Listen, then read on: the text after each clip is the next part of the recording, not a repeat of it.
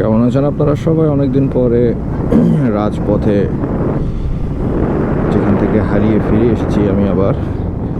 তো অনেক দিন ভিডিও টিডিও কিছু আপলোড দেওয়া হচ্ছে না, কন্টেন্ট ক্রিয়েট করা হচ্ছে না। বাড়িতে বসে কিছু রেস্ট নিয়েছি, আবার কিছু ব্যস্ততার মধ্যেও কাটিয়েছি দিনগুলো। তো এখন যাচ্ছি হচ্ছে পেট্রোল পাম্প।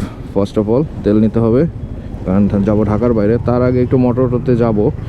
আমার একটা ফগ লাইট লাগবে, কারণ ইদানিং রাতের বেলা হাইওয়েতে রাইড করা হচ্ছে, এবং হাইওয়েতে রাইড করার সময় একটা সমস্যা হয়, সেটা হচ্ছে সামনের গাড়ির যত হেডলাইটের আলো সব আমার চোখে পড়ে এবং আমি অন্ধ হয়ে থাকি। এটা একটা বড় সমস্যা। আর লাস্ট কয়েকদিন আগে বলতে গিয়ে মাসখানেক আগে বান্দরবনে গিয়েছিলাম। বান্দরবনে গিয়ে যে ট্যুর দিয়েছিলাম, সেখানে আমার হেলমেটের ভাইজর ড্যামেজ হয়েছে। তো ভাইজরটাও কিনতে হবে, দেখি শার্ক বাংলাদেশে হেলমেটের ভাইজরটা পাওয়া যায় কিনা। যদি পাওয়া যায় সেটাও কিনে ফেলবো। আর ফগ লাইটটা জরুরি হচ্ছে, কারণ যেই রাস্তায় যায় টোটালি ডার্ক থাকে। এমটির হেডলাইটের, স্টক হেডলাইটের আলো যদিও অনেক ভালো, কিন্তু তারপরও একটা ফগ লাইট হলে কিছুটা ইমপ্রুভমেন্ট পাওয়া যায়। তো সেই উদ্দেশ্যে ফগ লাইটটা লাগানো। আর আমাদের দেশে ফগ লাইট শীতকালে আসলে কেস দেয় না, যা কেস দেয় গরমকালে। শীতকালে আসলে ফগ লাইট অ্যালাউড, কারণ কুয়াশা পরে কখন কোথায় থাকি, কী অবস্থায় থাকি সেটা জানি না আমরা, যেহেতু আমরা হাইওয়েতে রাইড করি। কারণ হাইওয়ের এক এক জায়গায় এক এক ধরনের ওয়েদার থাকে। তো এখানে জ্যাম পেরিয়ে আবার কথা বলতেছি। তো সামনে পেট্রোল পাম্প, সেখান থেকে আমি সবসময় তেল নিয়ে নিই। এটা সিগন্যাল কই? হ্যাঁ, চারিপাশে সিগন্যাল দিয়ে রাখছে, দেখা যাচ্ছিল না। এই কীভাবে ঘোরায়। আচ্ছা, যাই হোক। তো সামনে যে পেট্রোল পাম্পটা আছে, এটা থেকে সবসময় তেল নিই, এবং তেলটা ভালো না খারাপও না, মোটামুটি চলে। আর অন্যান্য পাম্পগুলো যেমন ট্রাস্ট বা অন্যান্য, কোনো সময় সেরকম লেভেলের তেল পড়ে, মানে অসাধারণ লেভেলের তেল পড়ে। আবার মাঝে মধ্যে এমন বাজে তেল পড়ে, মানে বাইকই চলতে চায় না। কেন রে বা, বাইরের রাস্তাটা বন্ধ করে রাখিস কেন তোরা? এটা কোন ধরনের নিয়ম? এই নিয়মের জন্য তো মাথা গরম থাকে মাঝে মধ্যে। পুলিশ আঙ্কেল এদিকে তাকায় কেন? ভয় তো লাগে। কাগজপত্র যদিও ঠিক আছে, তাও একটু ভয় লাগে। তো রিসেন্টলি নতুন গ্লাভস কিনলাম। আগের গ্লাভসটা অবশ্য একেবারে ছিঁড়ে বেড়ে বেড়া হয়ে গিয়েছিল। তো এটা মোটো থেকে কিনেছি। এর মাঝখানে বহুত কাজ হয়েছে। বাইকও 2বার সার্ভিসিং করেছি, মোটামুটি এখন স্মুথ আছে বাইকটা। এ অবস্থা রে বাবা! এই একটু পিছনে ব্রিজ আছে, ব্রিজ না পারে মানুষ রাস্তা দিয়ে পার হয়।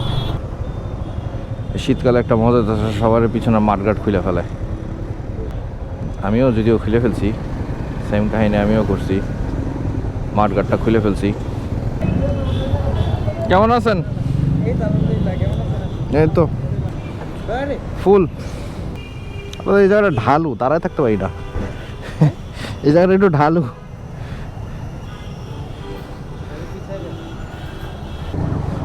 ঠিক আছে ভাই, আল্লাহ হাফেজ, দেখা হবে। তো মোটামুটি সবসময় এখান থেকে তেল নেই, এবং ওনাকে বলে দেওয়া লাগে না যে কতটুকু তেল দিতে হবে। ফুল বললে উনি জানে যে আমি কলারের উপরে তেল নেই না। উনি একটু কলারের নিচ পর্যন্ত তেলটা রাখে, কারণ যে পরিমাণ তেল কিনি আমি এখান থেকে, সপ্তাহে প্রায় 3-4 হাজার টাকার তেল কেনা হয়ে যায় এই পাম্প থেকে। জার্নি তো কম না। তো যাই হোক, এখন মোটরতে যাচ্ছি। দেখি আমার কাঙ্ক্ষিত ফগ লাইটটা পাওয়া যায় কিনা। যদিও আমি ওনাদেরকে মেসেজ দিয়ে এসেছি যে ফগ লাইট আছে কিনা, বললো ফগ লাইট আছে। তো ফগ লাইটটাকে কিনি, তারপর ইনস্টলেশনের ব্যবস্থা করা যাবে। গাজীপুরের দিকে যাব, তো অলরেডি দেরি করে ফেলছি, কারণ অবশ্য দোকানে খোলে 11:30 পরে। এখন মাঝে অলমোস্ট 11:15। তো যেতে হয়তো 5 থেকে 10 মিনিট 15 মিনিট লাগবে। দেখা হচ্ছে মোটরতে। এজ ইউজুয়াল মোটর খুলে নাই। তো 11:30 মানে কি 11:30টায় কোনো কথা? আচ্ছা যাক, দেখি প্রান্ত হয়ে দোকান থেকে একটু ঘুরে আসি বাইকার্স টানার। দেখি ওখানে কিছু আছে কিনা। যা হচ্ছে মোটোপ্লেক্স খুলেছে আজকে, মোটর আজকে খোলে নাই। এই মিরপুর 60 ফিটে আসলে সারা দিনটা নষ্ট হয়ে যায় পুরা। 1 নম্বর মিরপুর 60 ফিট, আর একটা হচ্ছে বংশাল, মানে এদিকে গেলে দিন শেষ। আচ্ছা, শার্ক কি খুলছে? পাইকাস টানালেও খোলে নাই। হাই রে, সব দিন লুথা পাবলিক। তো যাই শার্ক হেলমেট বাংলাদেশে।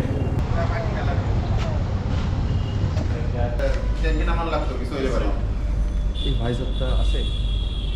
জি সাদা ক্লিয়ারটা নাই। আচ্ছা আচ্ছা, কালারগুলো কালারগুলো তো রাতে সমস্যা হয়। ক্লিয়ারটা কবে আসবে?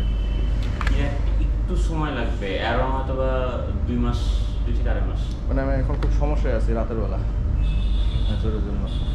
ভিজিবিলিটিতে প্রবলেম হচ্ছে। ভিজিবিলিটিতে প্রবলেম হচ্ছে, লাইট পুরো স্টার হয়ে যাচ্ছে। এই যে দাগের জন্য। হ্যাঁ। পরে তবে আমাদের যদি স্টক না থাকে তাহলে আমরা হয়তো প্রোডাক্ট আসতেছে। এখন আসলে ক্লিয়ার ভাইজর আমি আপনাদের দিতে পারবো, বাট আপনারা দেখে মনে হচ্ছে আপনি যেভাবে ট্যুর করেন রাত্রেবেলা আসলে ক্লিয়ার ভাইজর এই কালার ভাইজরগুলো এত সাপোর্ট দিতে পারবেন। এই জায়গায় আঘাত পেয়েছিল তাই না? না, এটা গড়াই ছিল। হাত থেকে বেরিয়ে গেছিল নাকি? না, হেলমেট খুলে গড়ায় চলে গেছিল। মাথার থেকে? মানে মাথায় আমি পাহাড়ে গেছিলাম। আচ্ছা। হ্যাঁ, পাহাড় যখন পড়ে গেছি, পড়ে যাওয়ার পর হেলমেট খুলে রাখছি, হেলমেট গড়ায় চলে গেছে। ও আচ্ছা আচ্ছা আচ্ছা। বুঝতেছে না। এই সমস্যা। আমাদের যেগুলো আছে এখন স্টক ভাইজার লাগানো আছে, সাদাগুলো এই শীতের মধ্যে অনেক বিক্রি হয়ে গেছে। এটা হচ্ছে সমস্যা। সাদাগুলো আসলে ঠান্ডার জন্য, কারণ সাদাগুলো ভিতরে পিন লক আছে, আমাদের এই কালারগুলো ভিতরে পিন লক লাগানো যায় না। তাই? এগুলো কিরকম দাম? এগুলো হচ্ছে আপনার 4,500, আর এটা এটা কত হচ্ছে পড়বে? 3,500। এইগুলা? হ্যাঁ, এটা 3,500, এটা 4,500। কিন্তু এটা হচ্ছে পিন লক নাই, যার কারণে সাদাটার উপরে ভালো একটা প্রেশার গেছে আমাদের। ও। এই জন্য আমাদের সাদার স্টক অল শেষই। আর হচ্ছে এই যে কালারগুলো, বাট কালারগুলো আসলে আপনি না, না। দিনের বেলা ইউজ করতে পারবেন, সন্ধ্যাবেলা সিটি রাইড ঠিক আছে, বাট আপনি বাইরে কোথাও নামে ইউজ করা কষ্ট হয়ে যাবে। রিমোট অঞ্চলে চলে যায় যেখানে হ্যাঁ, শেয়ার আমি এই জন্যই কথা বললাম যে আসলে এটা আপনার জন্য না। কারণ আপনাকে দেখে বোঝা যাচ্ছে যে আপনি ভালো ট্যুর করেন, আর আসলে ভালো ট্যুরের বিটা আমি অবশ্যই আপনাকে না সাজেস্ট না, করব। ঠিক আছে। তাহলে একটু কষ্ট করে আপনি নাম্বারটা আমাকে একটু দিয়ে দেন, আমি আসলে সাথে সাথে আপনাকে ইনফর্ম করবো, অথবা যদি এর আগে আমার কাছে ম্যানেজ হয় আমি আপনাকে কার্ডটা দিয়ে যাই। কার্ড দিয়ে যাচ্ছে আপনাকে।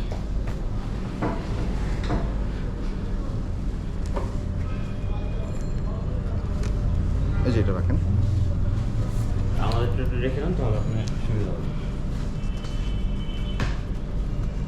আমাকে একটু ইনফর্ম করেন, হ্যাঁ হ্যাঁ, আমি এই জন্য কারণ আমি হেলমেটে চেঞ্জ করে ফেলবো এরকম একটা স্টেপ নিয়ে নিয়েছি, কারণ এটা অনেক দিন হয়ে গেছে, আমি পাচ্ছি না ভাইজারটা। ঠিক আছে, থ্যাংক ইউ। আর হেলমেট দেখলে দেখেন। না, হেলমেট আপাতত থাক কেটে। জানান, ঠিক আছে। ওকে, থ্যাংক ইউ। অটো তো খোলে নাই, দাঁড়ায় থাকি, কি আর করা। দেখা হয়ে গেল মোটরসাইকেল মেকানিক ওয়ার্ল্ডের অশ্রু বিশ্বাসের সাথে, আর ওনার সাথে যাচ্ছি ফগ লাইটটা ইনস্টল করতে।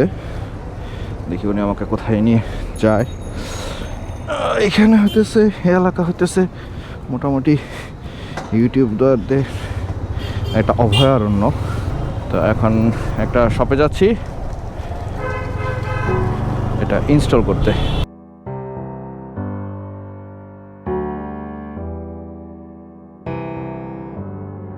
Feelings, it's like I can't walk on the ceiling.